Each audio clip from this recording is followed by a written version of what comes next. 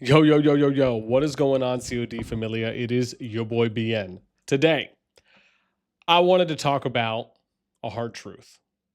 And the hard truth is that the number one KvK group right now from the main kingdom pool in SOS2 4034 that is comprised of one side being BTX Echo RFF and the other side being RAC, SSG, and EIS is, for lack of better words, extremely disappointing. And today, we're going to talk about why that is, as I'm sure some of you might have your own theories. However, I want to talk about this a little bit more from looking outside in and touch on it from both angles. One of the COD team and the devs, where we focus a little bit more on the map. And then two, a little bit on the Diplo side. As always, if you enjoy the content, make sure you throw us up, because it helps out a lot. Thanks. So, the matchup, as it is currently, is as such. Right? So this is what it was in the beginning. This is just to show you kind of like pre-Zone 2 opening.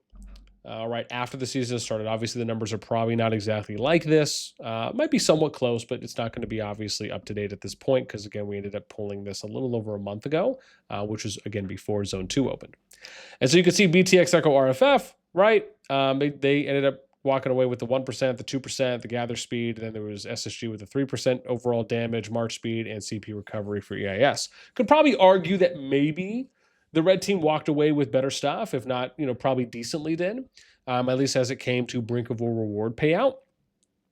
But then we ended up getting our numbers. You could see here at the time, right? It was 642, 60 mil plus players to 584, and then difference was at the 100 mil plus level, it was 405 to 374, right? So at that time, about 31 plus in favor of the red team. More T5s in favor of the blue team, and then more power, right? About 3 bill more power in favor of them as well. So, I mean, like, I think decently close. Like, the matchup overall, I don't think was awful, at least if you're looking at the numbers on paper. I think if we look at how things played out and when it came to activity and engagement for what we ended up seeing happen in the actual KvK, I think that probably tells a little bit different of a story. However, the part I really want to get to and why I say that this is, again, I don't know if I want to say it's as disappointing, more or less disappointing than the TFS and War KvK, because we all know, what, again, respectfully, what a sham that was going into the final zone. And some might make their arguments prior to that. But we know that, and the big difference here is they teamed up and they said publicly that they were going to be fighting it out. We know that the fighting lasted a number of hours, right, give or take, depending on what side you fall on there in the FZ, and it was basically done, right? It was the biggest letdown, right? Because why?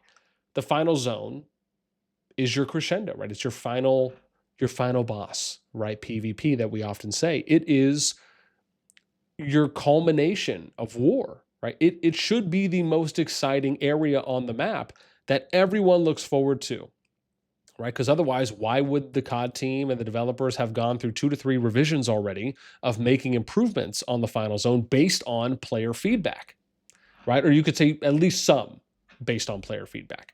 But we know they've updated the final zone on 2 of their maps already.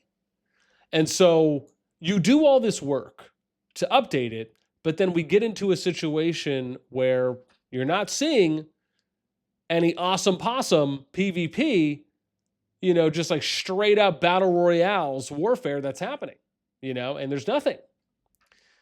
Instead of Avengers assembling, they're just going off and sipping pina coladas in Cancun. It's just nothing's happening. So let me talk about this first and foremost from a developer map perspective. And most of you will probably know what I'm going to say because I've been saying this since day one. One of the benefits of a map like the Rise of the Dragon map is that you ended up having your starting zone directly connected to the final zone. And then you had the side areas, right? Then you had the side zones, zone 2, zone 3. Now, this isn't necessarily to say that that is the only way to go about it. Again, you could have a situation where you have a starting zone that opens up into another zone, but that is your zone. Or I'm sorry, I think Rise of the Dragon was like it went. Now I'm forgetting the map. If it was directly there or it opened up where everyone got their own zone 3 and no one could come in. Now I'm blanking a little bit. But point being is that the opportunity for everyone to get to the final zone in a more efficient and effective way was present in the Rise of the Dragon map. Now, and then if you look at the Bellerin, right, like let's look at the Bellerin Season 2 map, or let's go back and think about that, where you had the West and East, and it was divided, and you had that mountain range there. And everyone remembers the epic TFS Noir fight that happened there in the final zone, even though, yes, they didn't get any Zone 2 or Zone 3 fighting, really, outside of statue fighting in Zone 3 on that variation of the map. However, we now get to a point where map design is going to play a huge impact. Why is it that we got so much PvP in the last map iteration for Rise of the Dragon? Arguably what might have been historic numbers. And I'll show you some of those numbers. Why? Because I cataloged these. We have them saved, right? This was the SOS4 6009 group, which was Echo BDO doing the 2v4, right? They basically near the end of the KvK came out as a total KvK for PvP engagement was 22.2 billion merits. That's a lot of fighting. That's a shiitake mushroom amount of fighting. For comparison, the number 2 group, which was WBTFS SSG versus EIL, NTS, and A2G, they were at about 19 bill, right? So they're about 3.3 bill less, but still a lot. The third group, right? ED, SVKOD, Zuby, and RKOV, 13.5, right? A lot. 12.29, 10.99, 7. Like you're seeing where the trend is going here, right? A lot of opportunity for people. Now, yes, some people will say that, yes, there were some other factors, of course, that played into Rise of the Dragon that helped.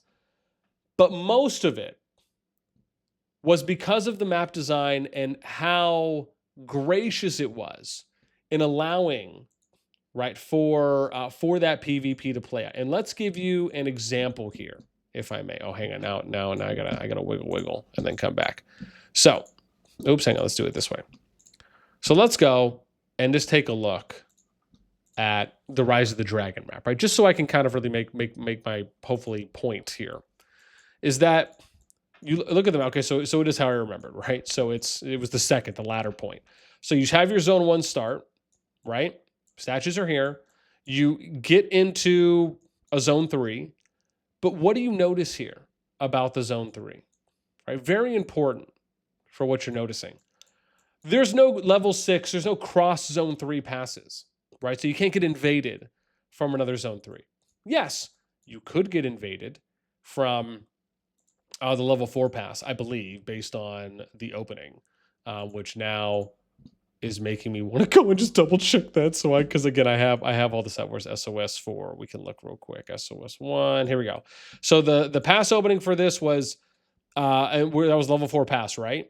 So it was level 4 pass and then final zone. So it was 1, and I'll show this to you right now, right? So this is it. So you had the cross zone 3, which was that level 4 pass, right, that we just showed you for SOS4, right, which is Rise of the Dragon.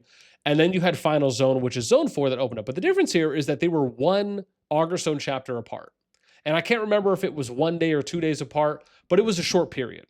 And the benefit here is that it allows for you to necessarily, it almost gives you enough time to hold, if you will, right? So it gave more alliances, more kingdoms opportunities to make it in the final zone. Now, what I want to touch on here, right? And so again, this kind of leads into some of the benefits of why we ended up seeing so much increased PvP during that time. However, the main takeaway here, simply put, is that the way that the map should be, and this is where the most massive opportunity is in the game, is that you should not be having other passes open up before the final zone pass open up. So let me give you a very brief example. Okay, so I start in zone 1. Here's my zone 1, okay? So Level 1 passes open, fine, right? That connects to your zone 2. No problem there. Level 2 passes, that's your statue, no problem. Level 3 passes open. Now you get access to final zone. Okay. Level 4 passes open because you get access to statue. That's fine. Level 5 and level 6 passes should not open until after the level 7 pass opens. So what they should do is the level 7 pass should be the level 5 pass. The level 6 pass should be this level 5 pass. And the level 7 pass should be this cross zone 3 level 6 pass. So this way, it allows everyone to make it in to the final zone. And then you maybe have that last 2 or 3 chapters, whatever, right? You figure it out if it's 5-7 days, whatnot. And then you still allow everyone to do what they want to do. You want to go invade people? That's fine. It'll open up. It just won't open up right away. It'll open up a little later. You want to cross zone 3 invade? Guess what? You could still do that. We're not saying you can't, but it'll happen a little later. Now, maybe they need to finagle some of and adjust some of the Augerstone chapters opening. However, one of the things I actually would love for them to do, and I've talked about this before, is where they create some kind of like PvP zone as well. Or maybe they increase the size of the statue. Maybe they add in the Supreme statue for each KvK. Like, where's that here?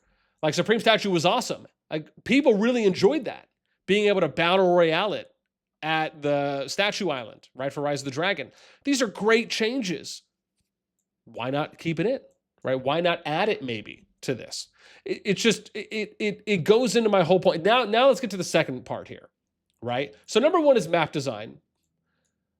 Obvious opportunities for improvement that will elicit more PvP because we've seen a variation of it on the Rise of the Dragon map. Number 2, and this is probably going to be the one that I think a lot of people or some people will probably mention, which is diplomacy, right? How did the Diplo play out? Now, I, for one, did not go through because I didn't end up getting a scan from Fuzzy at the time prior to, so I kind of had to go through and do everything manually. So I really didn't have a chance to look at everything super close. But from what some people are saying is that the matchup should not have had BTX and Echo on the same team. I haven't looked that deeply at the data yet to say if that could have been one way or the other, but I know that's been a talking point for people in the community. My whole thing is simple, right? This is a smaller part than the map design, but I still have to mention it. There are a number of KvKs out there that we saw since about 2 to 3 seasons ago that started a trend of trying to do diplomacy so that way they could get everyone or up to everyone into the final zone. Not to say that the majority did this, but some did this. And then you had some other groups that basically said, well, look, let's do one matchup variation on the first half of the KvK, and then let's do a second matchup once final zone opens. So like for zone 2 and 3, we'll do a matchup that helps everyone get a lot of PvP, as much PvP as we can. And then once the final zone opens, we will switch to the most balanced and fair matchup to get the most amount of PvP, right? For everyone involved. So that way all the players can benefit. All the kingdoms can enjoy. Everyone can feel engaged and go out there and fight to their heart's content. And not feel like the KvK like it is now, at least for the number 1 KvK group, which is why I say it is the most disappointing, because that didn't happen. The KvK was over before the final zone opened. It was basically over halfway into zone 3, right? Maybe a little bit more than that, right? Depending on, again, what side you fall on, how you feel. Because really, if you think about it, you could even argue, in this KvK in particular, that the KvK was over once Frosmere and Hornek, 2 out of 3 of the zone 3s, were captured, right? One by, where is it? BTX, RFF, and then Echo down here, right? So again, some would argue it was basically over because now it's EIS here, Echo's attacking them, or excuse me, then RFF I think is up here. My apologies. I think I said RFF over here. They might have got in, I think, through over here or something like that. Or excuse me, maybe it was RAC. Where's RFF? That I'm looking right here. Okay, yeah.